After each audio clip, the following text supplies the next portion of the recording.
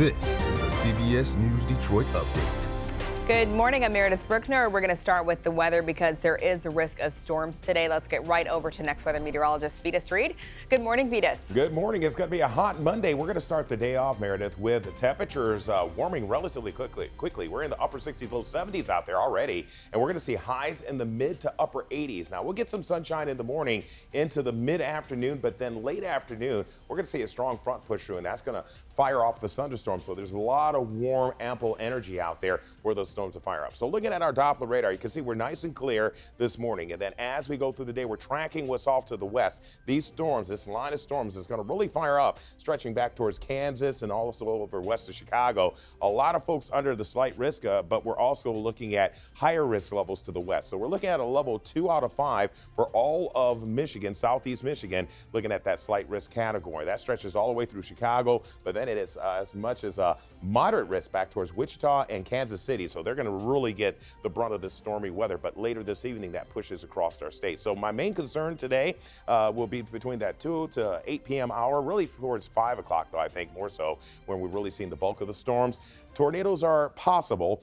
We could see a few of those, also wind damage, and then also hail, good size hail, and then some heavy rain coming down with these storm systems. So timing it out, you can see how we're looking at dry conditions through the morning. This is lunchtime, still clear, but then we get those storms pushing in right around your evening rush hour after about 4:30, 5 o'clock, and then it starts to make its way out. Then we have another second round. We're gonna get sun and clouds in the morning tomorrow. Then we have another round of severe storms that are gonna be pushing through. So once again, we are looking at a severe weather alert day for today and for tomorrow because of the threat of severe storms. The next front that pushes through drops our temperatures into the 60s for midweek. Thank you, Vitas. Here's an example of how powerful those storms can be. Sunday's bad weather brought large hail to northern parts of our area. This photo shared by Amy in Sanilac County. We're also working on a new story out of Detroit. A 14-year-old boy recovering this morning after he was shot in the chest Sunday night. It was shortly before 10 p.m. in downtown Detroit in the area of Grand River and Farmer Street. Police say there was a disagreement between two groups of young people, and at some point, shots were fired. You know, you need to know where your children are. I know Detroit is a happening city, it's a fun city, but I'm going to make sure that it's a safe city and individuals will be held accountable. A 16-year-old and 17-year-old were taken in for questioning. Police also recovered a gun.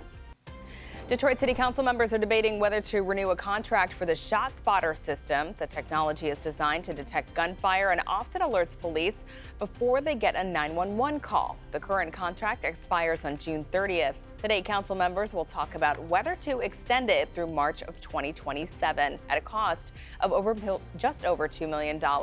Some city leaders say the price is too high for what they're getting. There's nothing that tells us that it's been effective. You know, and then you have a number of people in the community who are totally against it. Others say the money would be better spent on efforts to prevent violence. Berkeley police are providing extra patrols in areas where anti-Semitic flyers were left on lawns over the weekend. They're also trying to find out who's responsible. The flyers were found at about 100 homes, primarily on Hanley, Oxford, Cass, and Wiltshire streets. Police believe they were left sometime between Friday night and Saturday morning. And there's a next traffic alert starting this morning. Greenfield Road is closing over the I-696 freeway. It will be closed for about 2 months for bridge work as part of the I-696 project. And that's a look at your headlines. Have a great day.